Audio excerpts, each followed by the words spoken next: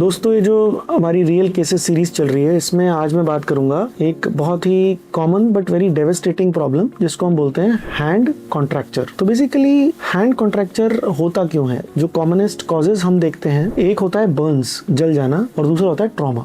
यही दो कॉमनेस्ट हमने कंडीशंस देखे जिसमें हैंड का कॉन्ट्रैक्चर हो जाता है। कॉन्ट्रैक्चर का मतलब ये है कि हमारा हाथ अपने फुल रेंज ऑफ मोशन में मूवमेंट नहीं कर पा रहा, कहीं उसमें स्किन की कमी की वजह से या टिश्यू की कमी की वजह से वो रिस्ट्रिक्ट हो रहा है।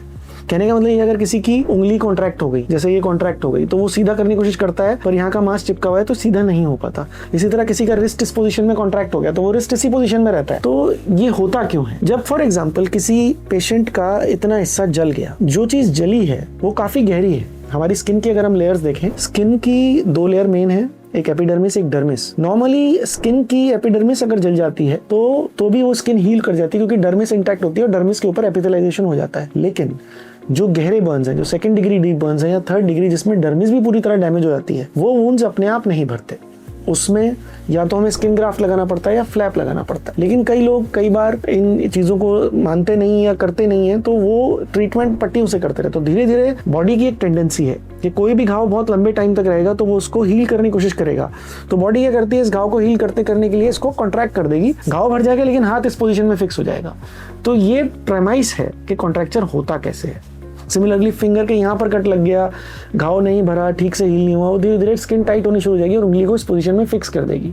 तो ये फिंगर का कॉन्ट्रैक्चर हो गया। हाथ में किसी भी पार्ट का हो सकता है, थीन आर का हो सकता है, हाइपोथीन का हो सकता है, रिस्ट का हो सकता है, रिस्ट का नीचे की साइड भी हो सकता है, किसी भी तरफ हो सकता है जहां भी टिश्यू की कमी है। अब ये जो मैं केस दिखा रहा हूँ, ये एक बहुत सीवियर फ्लेक्शन कॉन्ट्रैक्चर है।